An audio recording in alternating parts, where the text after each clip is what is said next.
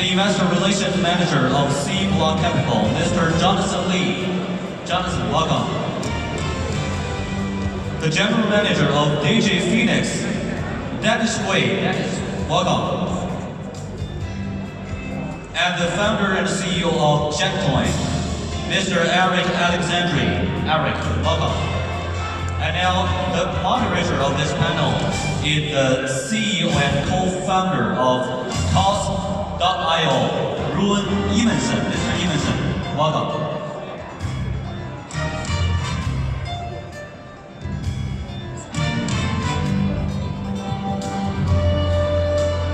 Hello， 早上好。真的，我倒是一点点不懂啊。But we're gonna do this in English because they have translation service anyway. We have a big panel. My name is Ruud, represent Cost.io in Singapore, exchange based here. I've been living here for 10 years. I'm originally from Norway. I'm gonna let the participants introduce themselves very briefly. We are running a bit behind schedule, so we're going to do this quick, but I think we're going to do it interesting. We have some controversial topics. Each of the questions we could probably cover 2 hours, but we'll have to try to do it in a couple of minutes. So if each of you can do a very brief introduction, your name, your company, and 2 lines what you do. Thank you. Good afternoon, ladies and gentlemen. My name is Andy Wang, as a representative of Mr. Jun, and I'm also a tech partner from Node Capital. Right now, I'm also the founder of HiCoin. HiCoin is one of the world's leading technology provider for blockchain wallet. Hi, I'm Anthony Lai. I'm founder of WBF Fleming. The acronym is also WBF, but it's different. WB Fleming is a consultancy that we focus mostly on security token offering, and I come from a banking background, 20 over years in investment banking and treasury. Hi everyone, my name is Marie Tucker-Guet, and I'm the CMO at Gate.io. Gate.io was established in 2013, and we're one of the top 10 cryptocurrency exchanges in terms of real volume. We recently launched GT, GateChain token, and we'll be launching GateChain, our own blockchain, by the end of this year. My name is Jonathan, Investor Relations Manager at C Block Capital, and we are an investment group in Hong Kong. We have 3 main business lines: asset management, advisory services, and media services. Hi guys, I'm not that pretty lady over there. My name is Dennis. I'm a general manager at DigiFinex. DigiFinex is an exchange headquartered in Singapore, and we do IEOs and project listings. Hello, my name is Eric. I'm the founder of JetCoin. We are a crowdfunding solution for emerging talent in sport entertainment. We are a listed token on 13 exchanges, including Cost, which is our moderator today. We developed our application on Ethereum, it's fully functional, and we've been sponsoring 4 football clubs, 2 in Italy and 2 in the UK so far. Thank you all. A very diverse panel. The topic of the panel, digital finance in Asia. We're going to cover more than the traditional finance. Of course, we will discuss crypto and blockchain, and we will go way beyond Asia. We're not Wall Street, we are the World Street when we're talking about crypto. There are no borders, and that's the whole agenda. So I'm going to drop the first question, and I think that is the largest elephant in the room, especially in form of media mention over the last week. Some call it the Trojan horse of crypto, how to bring it into the homes of billions of people around the world. Some call it the destruction of privacy. We are talking about Facebook. We are talking about Libra. Personal opinion, where do you see it go? Will Mark Zuckerberg basically become the CEO of the new World Bank, the world economy? Is this going in line with what Ernst & Young said this morning? Is this enhancing privacy, or is it disrupting or destroying privacy? What are your initial thoughts on the Libra projects? Well, several days ago, Facebook launches this new project called Libra, and which I think is quite a revolutionary milestone for all of the blockchain industry. And you guys know for a long time, actually the crypto market and the blockchain market is kind of not in the mainstream because of the regulation. However, I believe after the Libra project, it's the first giant company like Facebook which involved himself into this industry. And besides, Facebook also collects many members. I think it's kind of 27 companies inside this legal.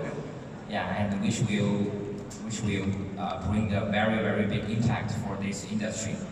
And so if you use Chinese, I think Satoshi 如果说中文从是马克思的话，这个扎克伯格的角色就非常的像列宁which breaks the wall between the crypto world and the real world.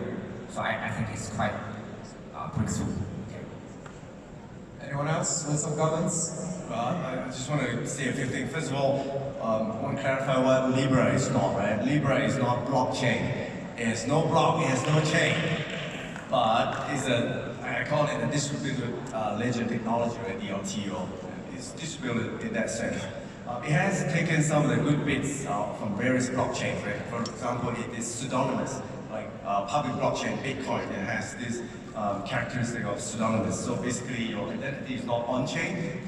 In a way, it's some kind of identity protection there. And it's also, right now it's permission, it's like Hyperledger, right? So if you are using Hyperledger, you're familiar with Libra. And there's on-chain governance like Tezos. And of course, they have this smart contract feature like an Ethereum programmable blockchain. They call it Move. But this will add a little bit of flexibility for programmers if they want to use Libra. And most of all, they also copy some of those burning mechanisms from Binance, BNB coin as well. So there are different good bits and characteristics of different blockchain. But of course, I'm not going to talk about what Facebook would do with the data that they may or may not have because it's another subsidiary under Libra. So for me, I feel that I echo what you said just now. Overall, it's definitely positive. It actually will kick in another wave of adoption, especially for those people who have been calling cryptocurrency as a scam or whatsoever, and now you can potentially use cryptocurrency to buy something on Instagram and WhatsApp. How powerful that is. I want to say something about it. I agree, we're all technical people. I'm happy to have many exchanges on the panel. Today we have 19 million active traders or speculators. I think the mass market hasn't picked up. Mainstream media has been destroying crypto for the past 5 years. It's non-stop. So Libra, for me, gives trust to the economy, because ultimately with the economy of trust, with transparency, that's what crypto was meant for.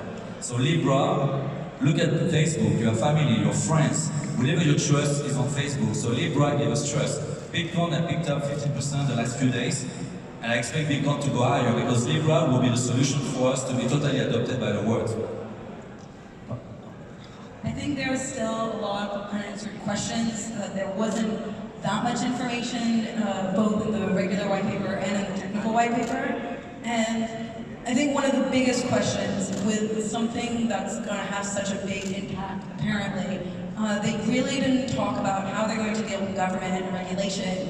And it seems unlikely to me that they're going to be able to do it in a good way if they're going to make it totally anonymous, which is something that they claimed in the white paper. So I think that's a really big question, and we're going to have to see if they're able to mediate both of those things. Well, if I might add, I mean, when the announcement was made, what was your initial reaction, right? Was it a feeling of confidence and was it positive? Or was it a feeling of discomfort or an uneasiness, right? And frankly speaking, I find it amusing when people complain about Facebook on WhatsApp and go back and look at their Instagram feed. I mean, hello, it's the same company, right? You know, I like to challenge people, if you really don't like Facebook, delete your account. I mean, can you really delete Facebook, Instagram, WhatsApp off your phone? I mean, probably not, because as human beings, we like to be connected, right? And so having said that, I think the entry strategy of Libra is brilliant, frankly. In terms of adoption, I think it is great. But I think one area that's not really being discussed enough is if you are operating a stablecoin, let's say you are one of the Geminis or Paxos or Tether, I think one question you have to ask is, what will you do to stay relevant? So as more and more big players come into the space, we really have to think about how about us small players, how can we compete? So I think it's another area that isn't really being discussed as often as well. I'd like to contribute and discuss what makes me question Libra. So in their plan, they say 1.7 billion unbanked people will now get access to some form of financial service. My issue with this is, if you look at who they're trying to address in this unbanked market, right? You have China, you have India. These are the largest populations. And in China, you can't use Facebook freely. In India, they ban Facebook, they ban crypto. So this is not great on the outset for me when I look at the Libra, and it's one of the things that I have a problem with. Some very interesting views. I'm holding an iPhone in my hands, and it works. That's what matters to me. How it works doesn't really matter to me, right? And that's where Anthony says there is no block, there is no chain. If you have a whiskey on the rocks and you remove the whiskey, you end up with ice cubes. If you have blockchain and you remove the block and you remove the chain, what do you have? But at the end of the day, that's more for the techies, right? For the 3 billion users or so on Facebook, they now hear that about crypto. The majority of them hear about crypto for the first time. So I think the general view is that for mass adoption, this is a huge step.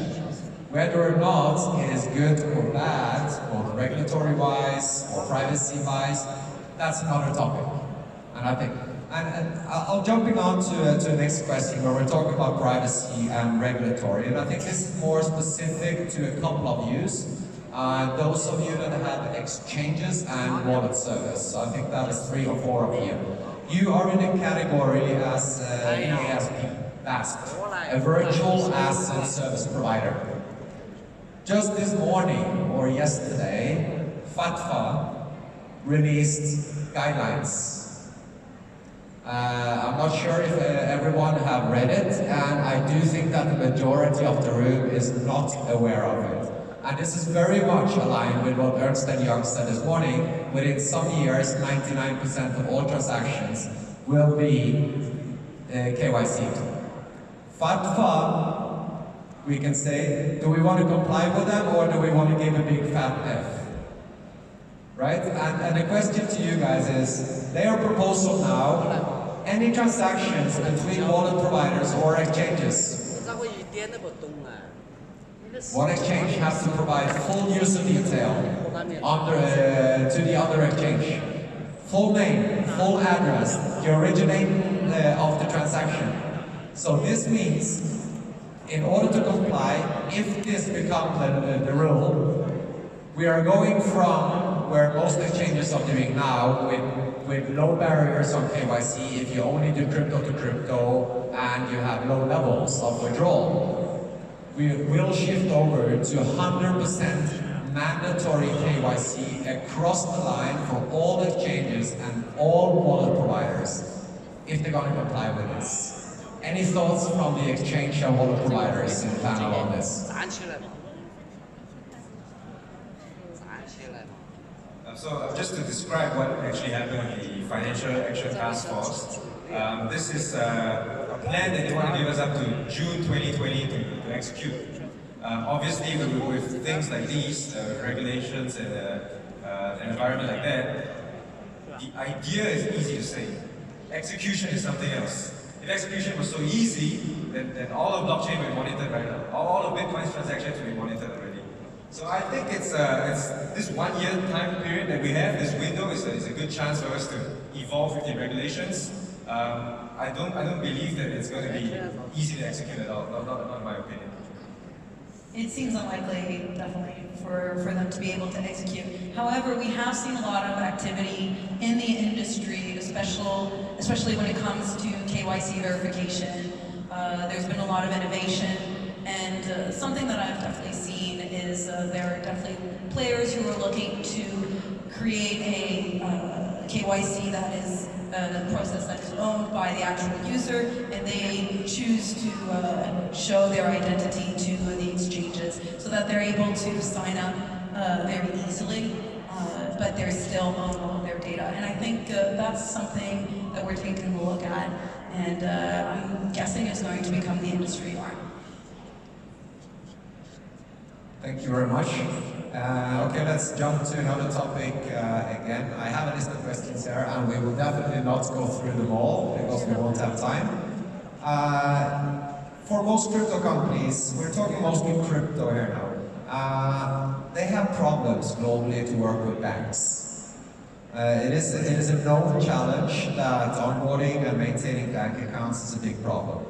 Here in Singapore, it is being addressed, under the new payment service bill, but also through the task force called SPICE, which is cooperation between Access, MAS, and ABS. I know you represent companies that work in multiple jurisdictions, maybe not all of you operate out of Singapore, but do you have any ideas of how should startups approach and try to work with banks, and what is needed to be changed? Because today you open up a bank account and you tell them that you are an IT company. You're scared to tell them that you work with crypto because they will kick you out. At the same time that they, your own regulator, for example in Singapore MAS, is in the process of implementing regulations that includes crypto. So any thoughts on where do we go regulatory-wise to be able to work closer with the other part of the financial world? Maybe I can respond from a Singapore perspective. We started out as a company that deals with cryptocurrency or blockchain. First bank account we opened, we told them that we were a tech consultancy, right? So over time that we had a little bit more experience in relationship, then we told the bank that, hey, we're dealing with cryptocurrency and we're going to facilitate this A, B, C, D, and we're going to facilitate transaction in cryptocurrency. Even though it's over the counter, big transaction, big volume, are you okay with that? So with all the information that we provided, we managed to convince 2 banks to open bank account with us. So this is only through, over time, they get to know us, and then they are confident that we're able to do the right things, like KYC, AML, and stuff like that. Also because maybe it helps because the founders come from a banking background, we understand risk and all these concerns that the banks will have. So I think that helps in terms of being upfront with them, but if you just walk into the bank and being upfront with them, at least in Singapore now, I think you may have some problems.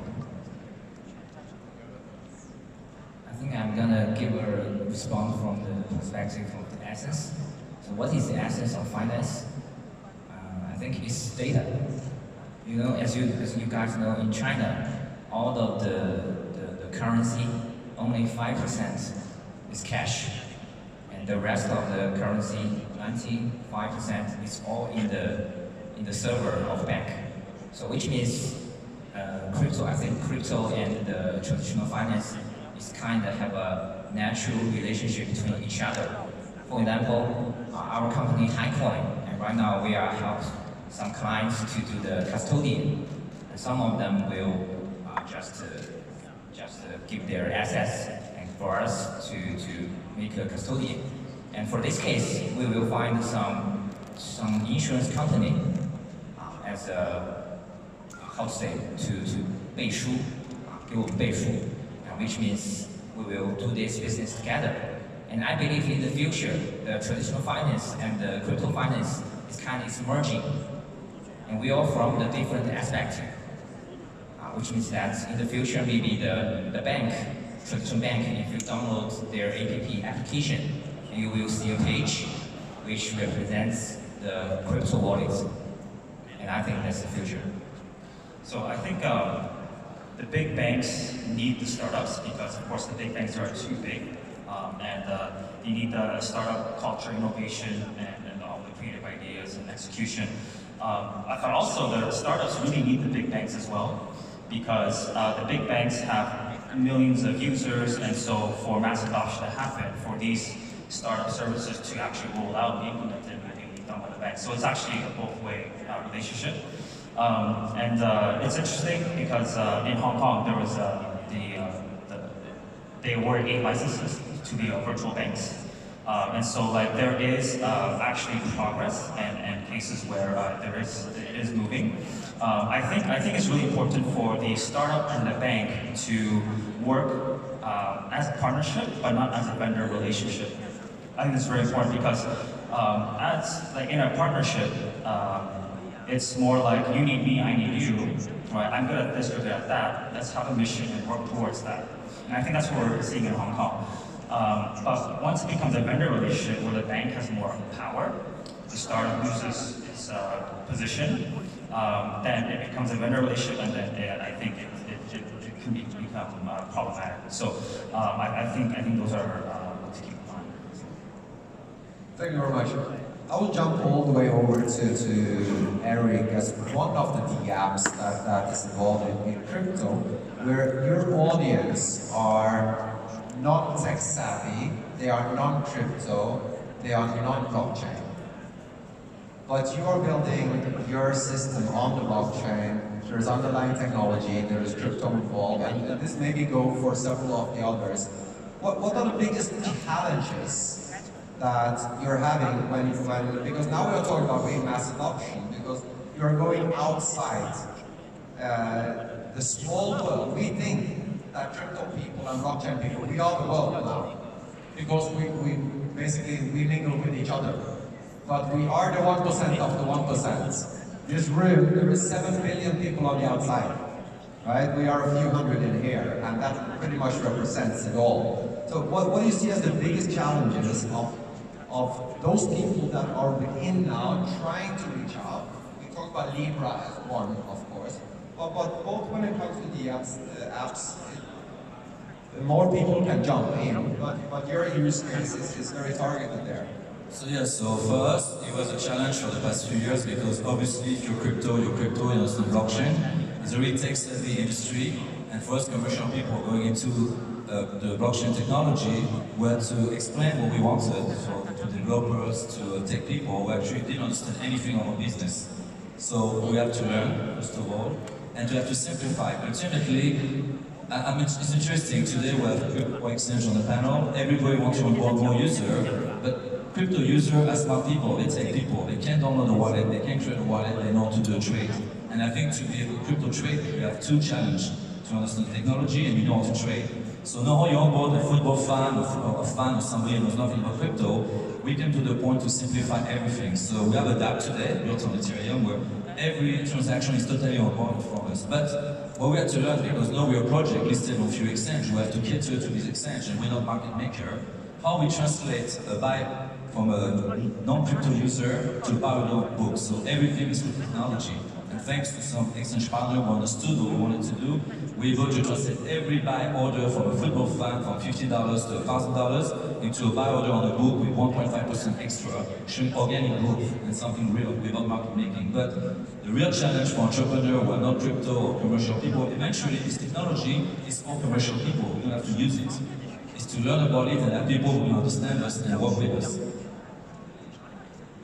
Thank you. They have actually showed us that we are out of time. They tried to cut us 10 minutes. I mean, that delay is not our fault, so we're going to stretch it 5 minutes. Sorry, organizers, we don't need a big fat F.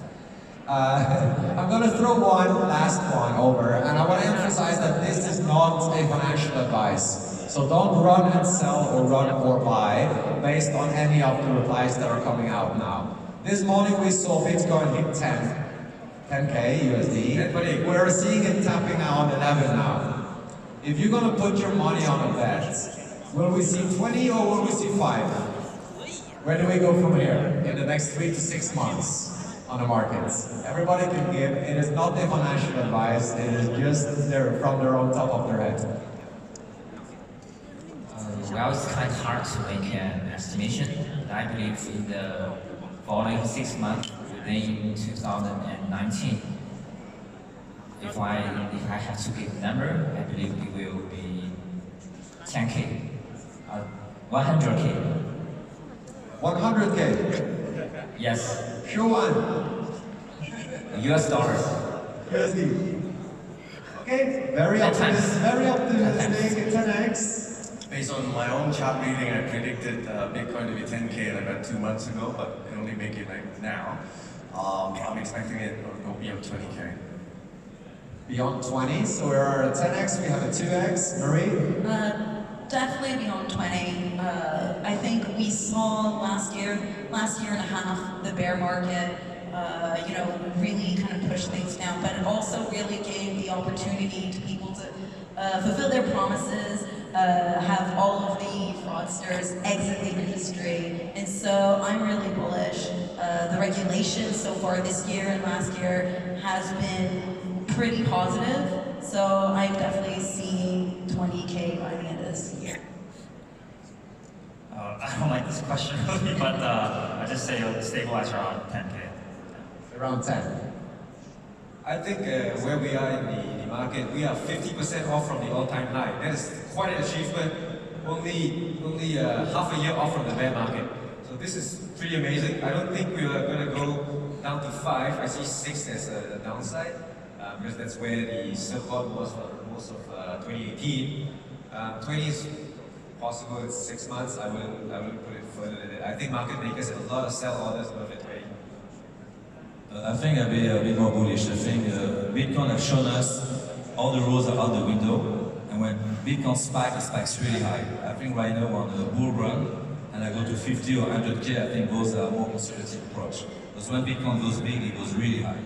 It shows us on the past. So we're out of the crypto winter. Today we all can enjoy and then finally reap the benefit of our hard work of 2018, and the end of 2017 was great, but 2018 was so tough. So let's be positive, 50 to 100K before the end of the year. Okay, we have a very bullish panel here. Again, we emphasize that these are not financial advices, so don't run and buy or sell based on this. I think one of the guys you can give a bear hug, the rest is all in the whole family. And with that, please give the panel participants a good hand and thank you.